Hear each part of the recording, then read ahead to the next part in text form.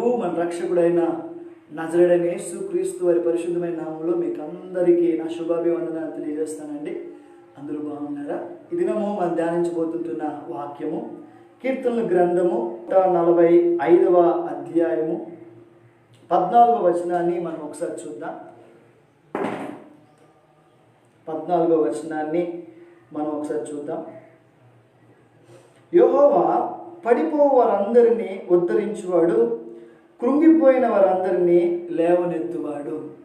మన దేవాది దేవుడు ఇక్కడ మనతో మాట్లాడుతుంటున్న మాటలు ఏంటంటే, పడిపో వారందరినీ కూడా ఉద్ధరించువాడు, కృంగిన వారందరినీ కూడా లేవనెత్తువాడు అని చెప్పి లేఖనాలు మనకి సెలవిస్తూ ఉంటున్నాయి. అనేక సార్లు మనం భక్తి జీవితంలో పడిపోతూ ఉంటాం, అనేక సార్లు తిరిగి లేస్తూ ఉంటాం, పడిపోతూ ఉంటాం. అనేక సార్లు మన జీవితము ఎలా ప్రశ్నార్థకరమైన జీవితంలో మనం గడుపుతూ ఉంటాం. నా ప్రియమైన వారులారా, ఈ యొక్క ఉదయకాల సమయంలో ప్రభు మనతో స్పష్టంగా మాట్లాడుతూ ఉంటున్నాడు. పడిపోయిన వారిని కూడా ఆయన ఉద్ధరించే దేవుడు అంట, కృంగిపోయిన వారిని కూడా ఆయన లేవనెత్తగలిగిన దేవుడు అంట. ఆమేన్. కనుకనే ఇక్కడ రాయబడింది, కీర్తనకారుడు అంటాడు చక్కగా 145వ అధ్యాయం 14వ వచనంలో, యెహోవా పడిపో వారందరినీ ఉద్ధరించువాడు, కృంగిపోయిన వారందరినీ లేవనెత్తువాడు. ఎప్పుడైతే మనము కొన్నిసార్లు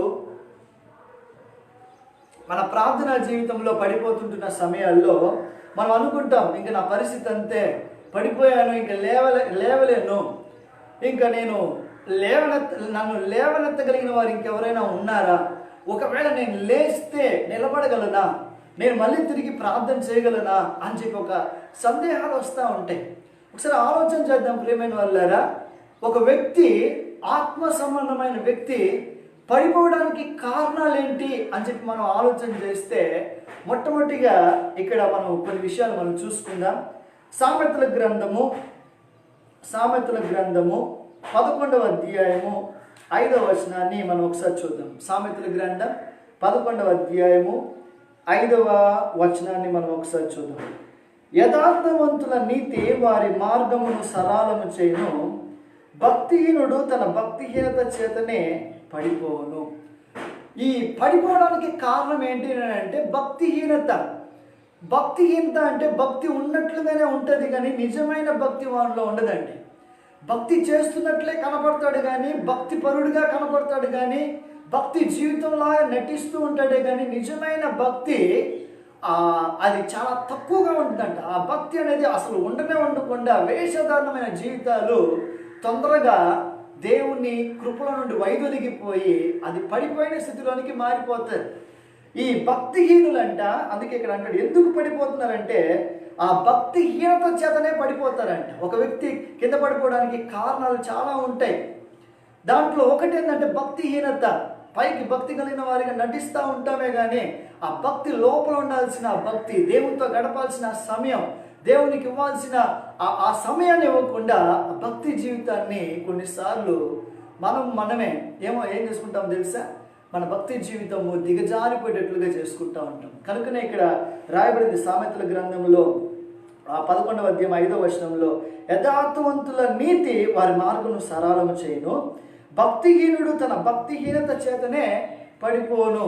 కనుక భక్తిహీనత ఎప్పుడైతే ఒక వ్యక్తిలో ఉంటుందో, భక్తిహీనత ఒక వ్యక్తి జీవితంలో ఎప్పుడైతే అలాగనే నాటుకుపోతుందో ఆ వ్యక్తి త్వరగా పడిపోవడానికి ఆస్కారం ఉంది. రెండవదిగా మనం చూస్తే ఇంకా ఎప్పుడు ఒక వ్యక్తి పడిపోతాడు అని చెప్పి చూస్తే సామెతల గ్రంథం 28వ అధ్యాయం 18వ వచనం, 28-18వ వచనం నేను చదువుతున్నాను చూడండి. యథార్థముగా ప్రవర్తించువాడు రక్షింపబడును, మూర్ఖ ప్రవర్తన గలవాడు హఠాత్తుగా పడిపోవును. రెండవది ఏంటి అంటే మూర్ఖమైన ప్రవర్తన అండి. మొదటేమో భక్తిహీనత, రెండవదేమో మూర్ఖమైన ప్రవర్తన. కొన్నిసార్లు కొంతమంది మూర్ఖంగా ప్రవర్తిస్తూ ఉంటారు. మనం చెప్తా ఉంటాం, ఎందుకురా అంత మూర్ఖంగా మాట్లాడుతూ ఉన్నాం, ఎందుకురా అంత మూర్ఖంగా ప్రవర్తిస్తూ ఉన్నాం అని చెప్పి అంటూ ఉంటాం కదా. అదేలాగానే మీ భక్తి జీవితంలో కూడా కొన్ని మూర్ఖమైన ఆలోచనలు, మూర్ఖమైన స్వభావాలు, మూర్ఖమైన మాటలు, మూర్ఖమైన ఆ తత్వము చేత, ఆ ప్రవర్తన చేత మీరు పడిపోవడానికి పడిపోతారని చెప్పి లేఖనాలు మనకి సెలవిస్తాం. నా ప్రియమైన వాళ్ళు ఒకసారి ఆలోచన చేద్దాం. ఎక్కడైనా భక్తిహీనత చేతనా, లేకపోతే మూర్ఖమైన ప్రవర్తన కలిగిన వ్యక్తిగా నువ్వు ఎక్కడైనా ఉన్నావేమో ఒకసారి ఈ దినాన సరి చేసుకో. ఎందుకు పడిపోతుంటున్నావు మాట మాటికి? ఎందుకు దేవునితో నడవలేకుండా పోతుంటున్నావు? ఎందుకు దేవునితో సమయం ఇవ్వలేకుండా పోతుంటున్నావు? ఎందుకు దేవునితో ఒక సత్సంబంధాన్ని కలిగి జీవించలేకుండా పోతున్నావు? మాట మాటికి ఒక వ్యక్తి పడిపోవడానికి కారణాలు ఏంటంటే, ఒకటి భక్తిహీనత, రెండవది మూర్ఖ ప్రవర్తన.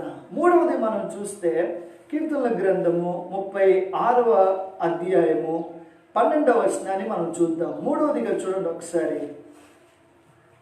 కీర్తన గ్రంథం 36వ అధ్యాయము 12వ వచనం. అదిగో పాపము చేయవారు అక్కడ పడి ఉన్నారు, లేవలేకుండా వారు పడద్రోయబడి ఉన్నారు. మూడవదిగా ఏంటంటే, ఒక వ్యక్తి పడిపోవడానికి కారణం ఏంటంటే పాపం అండి. ఆమేన్. కనుక ఈ పాపం అంట ఒక వ్యక్తిని పడద్రోస్తుందంట. భక్తిలో నుంచి పడదోస్తుంది. అతను ఆధ్యాత్మికంగా నడవాల్సిన స్థితిలో నుంచి పడదోస్తుంది. దేవుని ఆశీర్వాదాలన్నీ కూడా అనుభవించకుండా పడదోస్తుంది. ఆ తర్వాత కుటుంబ ఐక్యతను పడదోస్తుంది, సమాధానాన్ని పడదోస్తుంది. మొత్తానికి ఆ వ్యక్తిని సమాధానకరమైన వాతావరణం లేకుండా వాడి స్థితిని, వాడి పరిస్థితిని మార్చిపడేస్తుంది ఈ యొక్క పాపం. అందుకే భక్తుడు రాస్తాడు, పాపం వలన వచ్చు జీతము మరణం. ఈరోజు చాలామంది పైకి క్రైస్తవులుగానే ఉంటున్నారు, కానీ లోపల దేవుని యొక్క శాంతిని అనుభవించలేకుండా, దేవుని యొక్క సమాధానాన్ని అనుభవించలేకుండా, దేవుని యొక్క కృపని పొందుకోలేకుండా, దేవుని యొక్క కాపుదలలో భద్రపరచలేకుండా ఉండడానికి కారణం ఏంటంటే పాపం. ఈ పాపం ఎప్పుడైతే చేస్తుంటున్నామో, ఈ పాపానికి ఎప్పుడైతే మన హృదయాల్లో చోటిస్తుంటున్నామో, మన శరీరాల్లో చోటిస్తుంటున్నామో, ఆ పాపము దేవుని దగ్గర నుండి ఆ వ్యక్తిని దూరం చేస్తూ ఉంది. ఈ వ్యక్తి యొక్క స్థితిని పడిపోయేటట్లుగా చేస్తా ఉంది. నా ప్రియమైన వాళ్ళారా, ఈ వ్యక్తి పడిపోయిన తర్వాత కూడా తెలియదు నేను ఎందుకు పడిపోయానని చెప్పి. అలాగ మెల్లమెల్లగా ఒక్కొక్క అడుగుని దిగజారుకుంటూ అతను తిరిగి లేవలేనంతగా ఈ పాపం ఒక వ్యక్తిని పడద్రోస్తుంది. అందుకే రాయబడింది, పాపం వలన వచ్చి జీతము మరణము. పాపం నేను పట్టుకుంటుంది అని చెప్పి కూడా రాయబడింది బైబిల్లో. కనుక ఒకసారి ఆలోచన చేద్దాం. నేను పడిపోతుంటున్నాను, నేను మాట మాటికి దేవుని సన్నిధిలో ఎదగలేకుండా పోతున్నానే, నేను మాట మాటికి నా ఆత్మీయ జీవితంలో ఒక అభివృద్ధిని నేను చూడలేకుండా పోతుంటున్నానే, దేవుని యొక్క స్వరాన్ని వినలేకుండా పోతుంటున్నానే, ఆ పరిశుద్ధాత్మ శక్తిని నేను అనుభవించలేకుండా పోతుంటున్నానే, నేను ప్రార్థన చేస్తున్నప్పుడు నాకు ఆవెంతులు వస్తూ ఉంటున్నాయి, నిద్ర వస్తూ ఉంటుంది, బైబుల్ చదవలేకుండా పోతుంటున్నానే, పరిశుద్ధంగా దేవుని కొరకు నిలబడలేకుండా పోతుంటున్నానే. దానికి కారణం ఏంటో తెలుసా? పాపం. ఈ పాపము నిన్ను పడద్రోస్తూ ఉంది. నీ మూర్ఖ ప్రవర్తన నిన్ను పడద్రోస్తూ ఉంది. నీ భక్తిహీనత నిన్ను పడద్రోస్తూ ఉంది. ఈ పడిపోతుంటున్న వారితో దేవుడు మాట్లాడుతూ ఉన్నాడు. ఈ పడిపోతుంటున్న వారితో దేవుడు ఏమని మాట్లాడుతున్నాడు అంటే, పడిపోయిన వారిని కూడా ఆయన ఉద్ధరించే దేవుడిగా ఉంటాడంట. హల్లెలూయా. ఈ పడిపోయి ఉంటున్న పరిస్థితుల్లో నువ్వు దేవుని వైపు చూడగలిగితే, పడిపోయి ఉంటున్న నీ జీవితం ఒక్కసారి దేవుని చేతిలో నువ్వు పెట్టగలిగితే, ఖచ్చితంగా నిన్ను ఉద్ధరించడానికి, కృంగిపోయిన నిన్ను లేవనెత్తడానికి ఆయన సమర్థుడుగా ఉన్నాడు. కానీ చాలాసార్లు సాతాను అంటాడు, ఈ పడిపోయిన వారిని చూసి సాతాను అంటాడు, నీ జీవితం ఇంకా అయిపోయింది, నువ్వు పడిపోయినావు, నేను ఇంకెవ్వరూ పట్టించుకోరు, ఒకప్పుడు ఒక వెలుగు వెలిగావు, ఇప్పుడు చీకట్లోకి వెళ్ళిపోయావు, నిన్ను ఎవ్వరూ నేను నీతో మాట్లాడే వాళ్ళు ఉండరు, ఎవరు నేను పట్టించుకోరని చెప్పి అనేక విధమైన సోదరులు కూడా తీసుకుని వెళ్తాడండి వారి జీవితాన్ని. అప్పుడు వారు అనుకుంటారు, నిజమే కదా, నేను ఇంత పాపం చేస్తే నా ప్రభు నన్ను క్షమిస్తాడా? నేను ఇంత వ్యతిరేకంగా జీవిస్తే, ఇలాంటి పాపములు చేసి నా ప్రభు యొక్క హృదయాన్ని గాయపరుచుంటున్నాను, ఇంకపై నన్ను ప్రభు క్షమిస్తాడని చెప్పి వారే కొన్ని సొంత నిర్ణయాలు తీసుకొని దేవుని సన్నిధికి దూరం అవుతారు. దేవుని సహవాసానికి దూరమై దేవునికి కూడా దూరం అయిపోతూ ఉంటారు. నా ప్రియమైన వాళ్ళారా, ఒక్కసారి ఆలోచన చేద్దాం. అలాంటి వ్యక్తులుగా, అలాంటి వారిగా ఎక్కడైనా మీరున్నారేమో ఒకసారి జాగ్రత్త పడండి. అందుకే ఇక్కడ అంటాడు, పడిపోయిన వారిని ఉద్ధరించగలిగిన దేవుడు అంట. కొన్ని వచనాలను మనం చూసుకుందాం ఒకసారి. ఆయన ఎవరిని ఎక్కడెక్కడ నుండి లేవనెత్తుతాడు అని చెప్పి మనం చూద్దాం. కీర్తనల గ్రంథం 113వ అధ్యాయము 8వ వచనాన్ని మనం ఒకసారి చూద్దాం. 113వ అధ్యాయం 8వ వచనం.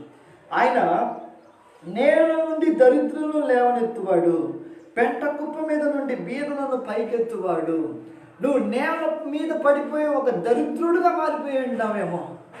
ఒక దరిద్రమైన జీవితం, పెంట కుప్ప మీద ఉన్న ఆ జీవితాన్ని కూడా ఆయన బాగు చేయడానికి సమర్థుడండి. ఆయన బాగు చేయడానికి ఒక గొప్ప ప్రణాళిక నీ పట్ల ఉందండి. నువ్వు కాకపోతే ఆ పడిన స్థితిలో నుండి లేవడానికి నీకు ఒక చిన్న ఆశ ఉండాలి. ఈరోజు మన ఆ ఆశనే సాతాను దొంగిలిస్తూ ఉన్నాడు. ఆ నిరీక్షణ లేకుండా నీ హృదయాన్ని సాతాను మలుస్తూ ఉన్నాడు. ఒకసారి నీ స్వరముతో గట్టిగా, నా ప్రభువా నేను పడిపోయి ఉంటున్నాను, నా స్థితిని మార్చు నాయనా అని చెప్పి దేవునికి నువ్వు మొరపెట్టగలిగితే, నా ముందుంటున్న ప్రార్థన జీవితం నాకు కావాలయ్యా, ముందుంటున్న ఆ యొక్క పరిశుద్ధత నాకు కావాలయ్యా అని చెప్పి నువ్వు అడగగలిగితే దేవుడు ఖచ్చితంగా ఆ పోగొట్టుకున్న వాటంతటిని కూడా తిరిగి ఇస్తాడు. దావీదు అలాగనే ప్రార్థన చేస్తూ ఉన్నాడు. నాతాను ప్రవక్త వచ్చి చెప్పిన తర్వాత తన పాపలంతటిని ఒప్పుకొని దావీదు దేవుని సన్నిధానంలో పశ్చాత్తాపడతా ఉన్నాడు. నా అంతరంగంలో నూతనమైన హృదయాన్ని పుట్టించిన, నూతనమైన మనసును స్థిరపరిచినాయన అని చెప్పి ప్రార్థన చేస్తూ ఉన్నాడండి. ఆ ప్రార్థన చేస్తూ శుద్ధి హృదయం నాకు కావాలయ్యా అని చెప్పి నీ ఆత్మ నుండి నన్ను తొలగించొద్దు నాయన అని చెప్పి దావీదు పశ్చాత్తాపడి ప్రార్థన చేస్తూ ఉన్నాడు. పడిపోయిన దావీదుని దేవుడు తిరిగి తన ప్రియమైన వ్యక్తిగా, హృదయానుసారుడిగా మలుచుకున్నాడు. నా ప్రియమైన వాళ్ళారా, ఈనాడు నీ స్థితి కూడా అలాంటి పరిస్థితుల్లో ఉంటే, ఈనాడు దావీదు ప్రార్థించినట్లుగా పడిపోయిన వచ్చి తన పాపలంతటిని ఒప్పుకొని విడిచిపెట్టి, నా దేవా నా హృదయంలో ఒక స్థిరమైన మనసును నూతనంగా పుట్టించిన ఆయన అని చెప్పి దావీదు వేడుకున్నట్లుగా బ్రతిమలాడుకున్నట్లుగా నువ్వు బ్రతిమలాడుకుంటే ఖచ్చితంగా దేవుడు నిన్ను ఆ స్థితిలో నుండి నిన్ను దేవుడు లేవనెత్తును గాక. ఆమేన్. అందుకే ఇక్కడ రాయబడింది, దావీదంట ప్రార్థన చేస్తుంటున్నాడు, పడిపోయిన స్థితిలో నుండి లేవాలి అని చెప్పి. మీరు ఎంతమంది పడిపోయారో ఒకసారి ఆలోచన చేద్దాం. ఈ వాక్యం వింటున్న నీతో దేవుడు ముఖాముఖిగా మాట్లాడుతుంటున్నాడు. ఒకప్పుడు నీ ప్రార్థనా జీవితము, ఇప్పుడు ప్రార్థనా జీవితం ఒకసారి గమనిస్తే, అప్పటి ప్రార్థనా జీవితం ఇప్పుడు ప్రార్థనా జీవితం ఎలా ఉందో ఒకసారి జ్ఞాపకం చేసుకో. ఒక వీడియో చూశానండి. అక్కడ ఏంటి అంటే, ఇది 2 తాబేలు వెళ్తూ ఉన్నాయి. ఆ 2 తాబేలు వెళ్తుంటున్న సమయంలో ఏం జరిగిందో తెలియదు, కానీ ఒక తాబేలు అలాగనే బోలబడిపోయింది, వెనక్కి వెళ్ళిపోయింది. అలాగనే కాళ్ళు అప్సైడ్ అయిపోయి కాళ్ళు పైకి వచ్చేస్తాయి. ఇది మాత్రము వెనక భాగం మాత్రం అలాగనే కిందకి వెళ్ళిపోయి ఆ తాబేలు ఇంకా లేవలేని స్థితిలో ఉంది. అక్కడ అందరూ చూస్తున్నారు, ఇది ఏం జరుగుతుందో చూద్దామని చెప్పి అందరూ గమనిస్తూ ఉన్నారు. ఆ తాబేలు ఏం చేస్తుంది చూద్దామని చెప్పి చూస్తూ ఉంటే, దాంతో పాటు ఉన్న ఇంకొక తాబేలు ఏం చేసిందంటే వెంటనే ఆ కాళ్ళు లేపుకుంటున్న ఆ తాబేలు దగ్గరికి వచ్చి తోస్తూ ఉంది, ముందుకు తోస్తూ ఉంది. ఆ తోస్తూ ఉంటే ఇది జరుగుతుంది. అలా ఫోర్స్గా తోసేసరికి ఒక్కసారిగా ఆ పైన ఉంటున్న కాలు కాస్త మళ్ళీ తిరిగి ఇలా బోలపడ్డం, మళ్ళీ తాబేలు తన ప్రయాణాన్ని కొనసాగించడం జరిగింది. నా ప్రియమైన వారులారా, ఈరోజు నువ్వు పడిపోతుంటున్న సమయంలో నిన్ను లేవనెత్తగలిగిన ఒక వ్యక్తి నీకు ఉండాలి. నిన్ను లేవనెత్తగలిగిన ఆ సర్వశక్తుడి దగ్గర నీవు ఎప్పుడైతే ఆనుకొని ఉంటావో, సర్వశక్తుడి దగ్గర నువ్వు ఎప్పుడైతే అయా అని చెప్పి నువ్వు బ్రతిమలాడుకుంటావో, ఆయన నీ పడిపోయిన తలక్రిందులుగా పడిపోయిన ఆ తాబేలుని మరొక తాబేలు ఏ రకంగా అయితే దాన్ని పడద్రోసిందో, అదేలాగానే నీ జీవితం కూడా తలక్రిందులుగా మారిపోయి ఉండొచ్చు. నీ పరిస్థితి కూడా తలక్రిందులుగా మారిపోయి ఉండొచ్చు. నీ ఆరోగ్యం అనారోగ్యంగా మారిపోయి ఉండొచ్చు. నీ సమస్యలు నీకు తలకు పైన వచ్చి ఉండొచ్చు. ఆ తలక్రిందులుగా ఉంటున్న తలకు పైగా ఉంటున్న ప్రతి సమస్యను కూడా ఆయన అలాగనే త్రిప్పివేయగలిగిన దేవుడు. ఆమేన్. కనుకనే మన జీవితాలు ఒకసారి ఆలోచన చేద్దాం. అందుకే ఇక్కడ రాయబడింది. ఇంకొక మాట కూడా మనం చూద్దాం. ఇంకొక మాట కూడా మనం ఒకసారి చూద్దాం. ఎక్కడెక్కడ నుండి మనల్ని దేవుడు లేవనెత్తాడంటే, నేల నుండి దరిద్రుల్ని లేవనెత్తాడు, పెంట కుప్ప మీద నుండి బీదల్ని పైకెత్తుతాడు, ఆ తర్వాత కృంగిపోయిన హృదయాలని ఆయన లేవనెత్తగలిగిన సమర్థుడుగా ఉంటున్నాడు. నా ప్రియమైన వాళ్ళారా, ఒకసారి ఆలోచన చేద్దాం. ఎక్కడైనా ఎక్కడైనా పరిస్థితులు బాగలేక కృంగిపోయి ఉంటున్నామేమో, కృంగిపోయి ఉంటున్న నీతో ప్రభు మాట్లాడుతుంటున్నాడు. కృంగిపోయిన వారిని కూడా ఆయన లేవనెత్తడానికి సమర్థుడుగా ఉంటున్నాడు. ఆమె కృంగిపోయిన నీ జీవితంలో ఆశ్చర్యమైన కార్యంగా ఉంటున్నాడు. కృంగిపోయిన నీ జీవితంలో ఒక మహా వెలుగును ఆయన కుమ్మరించడానికి ఆయన సిద్ధంగా ఉంటున్నాడు. నా ప్రియమైన వాళ్ళారా, ఒకసారి ఆలోచన చేయండి. నీ స్థితి ఏ రకమైన స్థితిగా ఉందో ఒకసారి మనల్ని మనం ప్రశ్నించుకుందాం. ఇంకొక మాట కూడా మనం చూద్దాం ఒకసారి. ఈ మార్కు సువార్త 1వ అధ్యాయము 31వ వచనం. 1వ అధ్యాయం 31వ వచనం 30 నుంచి చదువుదాం. సీమోను అత్త జ్వరముతో పడి ఉండగా వెంటనే వారు ఆమె గూర్చి ఆయనతో చెప్పిరి. ఆయన ఆమె దగ్గరకు వచ్చి చేయి పట్టి ఆమెను లేవనెత్తును. అంతటా జ్వరము ఆమెను వదిలేను కనుక ఆమె వారికి ఉపచారము చేయసాగాను. సీమోను అత్త, పేతురు గారి అత్త. పేతురు గారు ప్రభుని పిలుస్తూ ఉన్నారు. ప్రభు వారి ఇంటికి వెళ్ళడం జరిగింది. అక్కడికి వెళ్ళి చూస్తే జరిగింది ఏంటంటే, జ్వరంతో బాధపడుతూ ఉంది. భయంకరమైన జ్వరంతో బాధపడి అలాగనే పడిపోయింది. అలాగనే మంచం మీద పడి ఉంది. ఆ మంచం మీద పడి ఉంటున్న ఆ సంగతి శిష్యులు ప్రభుకి తెలియజేయగానే ప్రభు అక్కడికి వచ్చి జ్వరంతో పడి ఉండగా వెంటనే ఆమెను గురించి ఆయనతో చెప్పి దగ్గరికి వచ్చి చేయి బట్టి ఆమెను లేవనెత్తినాడంట. చేయి బట్టి లేవనెత్తంగా అక్కడ ఏం జరిగింది? జ్వరం ఆమెను వదిలేను గనుక ఆమె వారికి ఉపచారము చేయసాగాను. ఆమేన్, హల్లెలూయా. జ్వరం వెళ్ళిపోయిందండి. ఈరోజు అనారోగ్యంతో పడిపోయి ఉంటున్నావేమో, ఎవరు లేక ఒంటరిగా ఉంటున్నావేమో, అనారోగ్యంతో కుమిలిపోతుంటున్నావేమో, ఇది నాకేమవుతుందో ఏమో అని చెప్పి దిగులు పడుతుంటున్నామో. నీతో దేవుడు మాట్లాడుతూ ఉన్నాడు. ఆయన చేయి పట్టి నిన్ను లేవనెత్తగలిగిన సమర్థుడు నీతో మాట్లాడుతూ ఉన్నాడు. ఆయన చేయి నీ మీద పడంగానే నీకు ఒక అద్భుతం జరుగుతుంది. అది జరగాలనంటే పేతురు ఇంటికి ప్రభు వచ్చినట్లుగా నీ హృదయం అనే ఇంట్లోనికి దేవుడు నిన్ను ఆహ్వానించాడు. హల్లెలూయా. నీ హృదయం అనే ఇంట్లో దేవుడు నువ్వు ఆహ్వానిస్తే నీ యొక్క శరీరంలో ఉంటున్న అస్వస్థత, నీ శరీరంలో ఉంటున్న అసౌకర్యాలు అంతటినీ కూడా ఆయన తొలగించి ఒక మంచి స్వస్థత నీకు అనుగ్రహిస్తాడు. నా ప్రియమైన వాళ్ళారా, కృంగిపోయిన వారిని మాత్రమే లేవనెత్తే దేవుడు కాదు, నేలపైన ఉంటున్న దరిద్రుల్ని మాత్రమే లేవనెత్తే దేవుడు కాదు, కానీ అస్వస్థత అనారోగ్యంతో పడిపోయి ఉంటున్న వారిని కూడా ఆయన లేవనెత్తే దేవుడుగా ఉంటున్నాడు. ఆమేన్. అనారోగ్యంతో పడిపోయి ఉంటున్నాడు, ఎవ్వరూ లేరు. ఆ పేతురు అత్త ఒకటే అలాగనే పడిపోయి ఉంటున్న స్థితిలో ఉన్నప్పుడు ఆయన వచ్చాడు, ఆయన తాకాడు. వెంటనే ఒక అద్భుతం జరిగింది. ఏం జరిగిందంటే, అనారోగ్యంతో ఉంటున్న ఆ అత్తగా స్వస్థత పొందుకొని ఆ దేవునికి ఉపచారం చేయడానికి ఆయన సిద్ధపడింది. అదే సువార్త మార్కు సువార్తలోనే 9వ అధ్యాయంలో చూద్దాం. 9వ అధ్యాయము 27వ వచనాన్ని మనం ఒకసారి చూద్దాం. అయితే యేసు వాని చేయి పట్టి వాని లేవనెత్తగా వాడు నిలబడను. ఆయన ఇంటిలోనికి యేసు వాని చేయి పట్టి వాని లేవనెత్తగా వాడు నిలబడను. ఈ పిల్లవాడు ఎవరునంటే, అనారోగ్యంతో కాదు కానీ దెయ్యములతో పోరాడుతుంటున్న ఆ చిన్న పిల్లవాడు. తండ్రి వచ్చి అడుగుతూ ఉన్నాడు, శిష్యులను అడుగుతూ ఉన్నాడు. శిష్యులు బాగు చేయలేకుండా పోతుంటున్నారు. ఆ తర్వాత ప్రభు దగ్గరికి తీసుకుని వస్తుంటున్నారు. చేయి పట్టి అలా ఆ స్వస్థత కలగజేసిన తర్వాత చేయి పట్టి అలా లేవనెత్తంగానే లేచి నిలబడుతున్నాడంట. హల్లెలూయా. దెయ్యముల చేత పీడింపబడుతుంటున్న నీ జీవితంలో నిన్ను విడుదల చేసి నిన్ను నిలబెట్టగలిగిన సమర్థుడు ఎవరునంటే నజరేయుడైన యేసుక్రీస్తు మాత్రమే. కృంగిపోయిన నిన్ను, నేలపైన దరిద్రునిగా ఉంటున్న నిన్ను, ఆ తర్వాత అనారోగ్యంతో పడి ఉంటున్న నిన్ను, దెయ్యముల చేత పీడింపబడుతుంటున్న నిన్ను బాగు చేసి నిన్ను లేవనెత్తగలిగిన సమర్థుడు ఆయన మాత్రమే.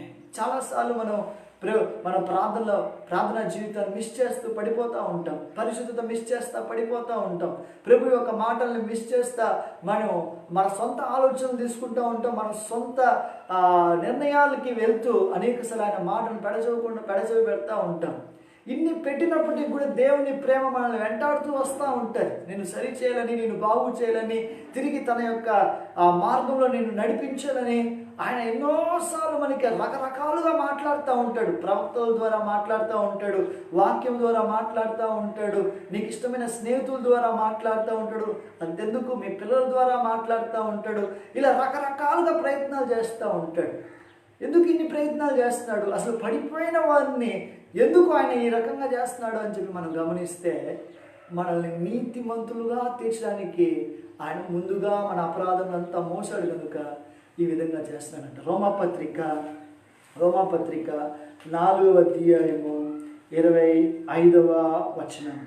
రోమపత్రిక 4వ అధ్యాయము 25వ వచనం చదువుదాం ఒకసారి.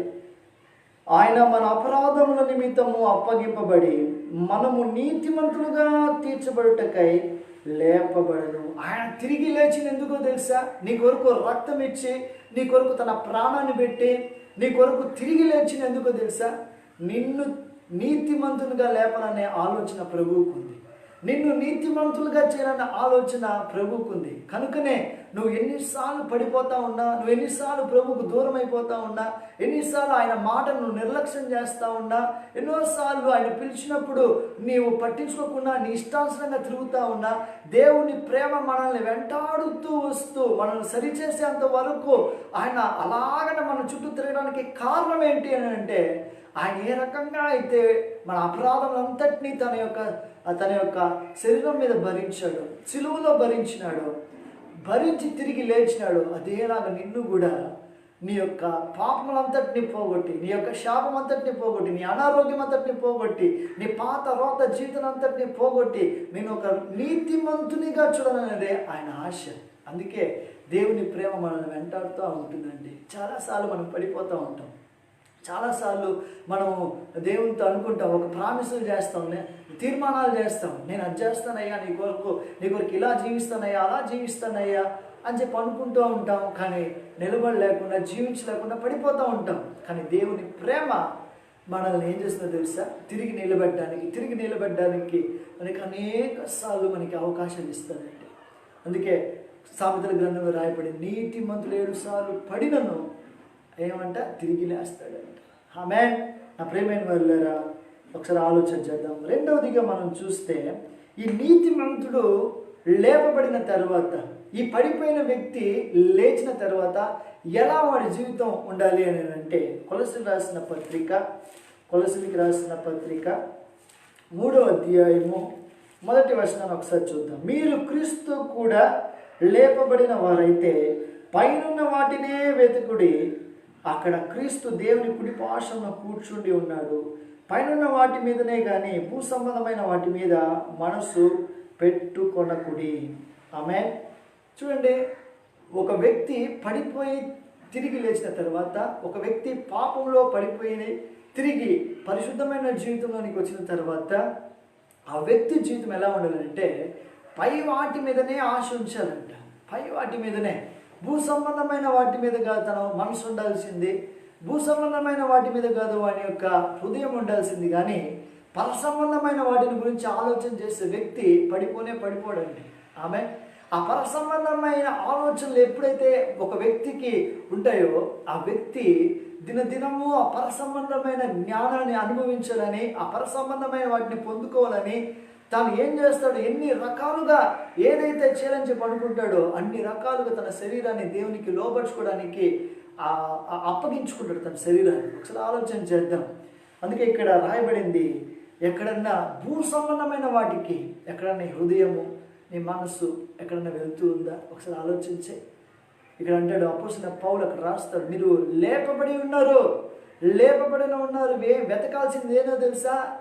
పై వాటినే మీరు వెతకండి. పై వాటిని వెతకాలంటే ఏం చేయాలి? మీకు ఆ పై వాటి మీద ఒక ఆశ ఉండాలి. ఆ పై వాటి మీద మనకు ఒక ఆశ ఉన్నప్పుడు, ఒక గురి ఉన్నప్పుడు ఖచ్చితంగా తిరిగి పడిపోయే స్థితి మనకి ఎప్పుడూ ఉండదు. ఆమేన్. కనుకనే ఇక్కడ రాయబడింది, మన దేవుడు లేవనెత్తువాడు. ఎవరిని లేవనెత్తగలుగుతాడు? పడిపోయిన వారిని ఉద్ధరించేవాడు, కృంగిపోయిన వారిని లేవనెత్తేవాడు. కుంగిపోయిన వారిని లేవనెత్తడానికి ఆయన సమర్థుడు. నేలపై నుండి దరిద్రుని లేవనెత్తడానికి ఆయన సమర్థుడు. ఆ తర్వాత అనారోగ్యంతో ఉంటున్న వారిని లేవనెత్తడానికి ఆయన సమర్థుడు. దెయ్యముల చేత పీడింపబడుతుంటున్న వారిని లేవనెత్తడానికి, విడిపించడానికి ఆయన సమర్థుడు. హల్లెలూయా. ఇంతకీ ఎందుకు లేవనెత్తా ఉన్నాడు అంటే, మొట్టమొదటిగా నేను నీతిమంతునిగా మార్చాలని లేవనెత్తా ఉన్నాడు. ఆ తర్వాత నీవు ఒక గురి కలిగి పై వాటిని ఆశిస్తూ నువ్వు జీవించాలని నేను లేవనెత్తుతా ఉన్నాడు. నా ప్రియమైన వాళ్ళారా, ఒకసారి ఆలోచన చేద్దాం. పై వాటి మీద మనం మనసు ఉంచుదాం. అందుకే మత్తయి సువార్త 6వ అధ్యాయం 33వ వచనం ఒకసారి చూద్దాం. కాబట్టి మీరు ఆయన రాజ్యమును నీతిని మొదట వెతుకుడి, అప్పుడు అన్నీ మీకు అనుగ్రహింపబడును. రేపటిని గురించి చింతింపుకుడి, రేపటి దినము దాని సంగతులను గురించి చింతించును. ఏనాటి కీడు ఆనాటికి చాలును. కాబట్టి మనము ప్రభు అంటున్నారు ఇక్కడ, మొట్టమొదటిగా ఒక వ్యక్తి వెతకాల్సింది, పడిపోయి లేచిన వ్యక్తి, దేవుణ్ణిలో బ్రతికిన వ్యక్తి వెతకాల్సింది ఏంటి అని అంటే ఆయన యొక్క రాజ్యము, ఆయన యొక్క నీతిని వెతకాలంట. అప్పుడేమైనా వెళ్ళరా, ఈరోజు మనం వేటిని వెతుకుతూ ఉంటాం, వెండిని వెతుకుతూ ఉంటాం, బంగారు వెతుకుతూ ఉంటాం, ఆ తర్వాత ఏదైతే వెతుకుతూ ఉంటాం, మనకు కావాల్సినవన్నీ వెతుకుతూ ఉంటాం. కానీ వెతకాల్సిన వాటిని అన్నిటినీ ఇవ్వగలిగిన దేవుణ్ణి మనం వెతకలేని స్థితిలో ఉంటాం. అన్నిటిని వెతుకుతూ ఉంటారు, కానీ అన్నిటినీ ఇచ్చే ప్రభుని మర్చిపోతూ ఉంటాం. హల్లెలూయా. కనుకనే మన జీవితాల్లో ఏదైతే మనం ఆశిస్తామో దాన్ని పొందుకోలేకుండా పోతూ ఉంటాం. ఒకసారి ఆలోచించేద్దాం. కనుకనే ఇక్కడ రాయబడింది, రేపటిని గూర్చి చింతింపుకుడి, రేపటి దినము దాని సంగతులను గురించి చింతించును. ఏనాటి కీడు ఆనాటికి చాలు అని చెప్పి భక్తులు ఇక్కడ ప్రభువు సెలవిస్తూ ఉన్నారు. ఏ దినమైతే రేపు వస్తూ ఉందో ఆ దినము చింతించాలంట. దేవుని బిడ్డలకు మనం ఏం తీసుకుని వెళ్ళాలి అని చెప్పి ఆ దినము చింతించాలంట. చింతించాల్సింది రేపు వచ్చే దినము కానీ నీవు కాదు. ఎవరు చింతించకుండా ఉంటారని అంటే ప్రభు మీద ఆధారపడే వాళ్ళు ఎప్పుడు చింతించరు. ప్రభు మీద తన భారాన్ని పెట్టి ప్రభు మీద అలాగానే ప్రార్థన చేస్తూ ప్రభా నీవే చూసుకుంటావు అని చెప్పి అన్నవారు ఎప్పుడు వారి యొక్క చింతించినట్లుగా లేదు. ప్రతి అవసరతను ఆయన తీరుస్తాడండి. దేవుడు ప్రతి అవసరతను తీర్చగలిగిన సమర్థుడుగా ఉంటున్నాడు. కనుక లేవనెత్తే దేవుడు ఉన్నాడు. ఆయన నేను ఎప్పుడు చేయి విడవడు, ఆయన ఎప్పుడు నేను మరువడు. ఆయన నేను మరవకుండా చేయి విడవకుండా నీవు ఉండాలంటే మొట్టమొదటిగా నువ్వు పై వాటి మీద ఆశించేటట్లుగా నీ హృదయం ఉండాలి. చాలాసార్లు నువ్వు పడిపోతున్నావు, దానికి కారణం ఏంటంటే నీ భక్తిహీనత, నీ మూర్ఖ ప్రవర్తన, నీ యొక్క పాపము నేను పడద్రోస్తుంది, కానీ ప్రభు యొక్క కృప నేను నిలబెడుతుంది. కనుక ఒకసారి ఆలోచించేద్దాం. ప్రభువా నన్ను లేవనెత్తు నాయన, నన్ను లేవనెత్తు ప్రభు అని చెప్పి ప్రభువుని బ్రతిమలాడుకుందాం. ఖచ్చితంగా ఆయనను లేవనెత్తడానికి ఆయన సమర్థుడుగా ఉంటున్నాడు. ఆమేన్. దేవుడి వాక్కు దీవించును గాక.